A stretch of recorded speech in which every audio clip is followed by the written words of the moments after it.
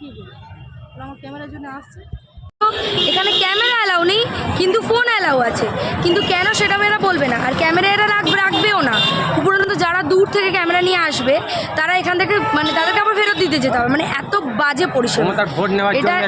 এটা না জানিয়ে পারলাম না। তোমরা যারা আসবে তারা অবশ্যই টেক কেয়ার করো, এরা জীবনে মানে ঝোলাবে বলে আমার মনে হয় না। যদি পারি সত্যি অবশ্যই কমপ্লেন করে যাওয়াটাই উচিত, যদি পারি তো অবশ্যই কমপ্লেন করে যাব। কারণ ঠিক আছে হয়তো কোনো কারণে ক্যামেরা অ্যালাউ নেই, এটা ঠিক কথা হতে পারে, বা কিছু বাইরে বড় বড় করে সাইনবোর্ড টাঙানো উচিত ছিল। কারণ যারা দূর থেকে আসবে ক্যামেরা নিয়ে, সব সময় যে মন্দিরের পাশে ঘর হবে তার তো মানে নেই।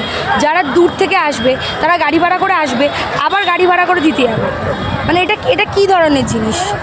লেখা থাকা উচিত।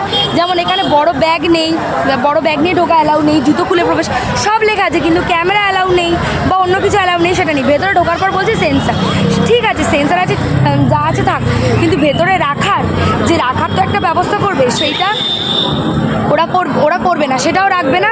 তোমরা হোটেলে যাও, গাড়ি ভাড়া করে যাও, সেটারও মানে তোমাদের ব্যাপার, এরম একটা ব্যাপার।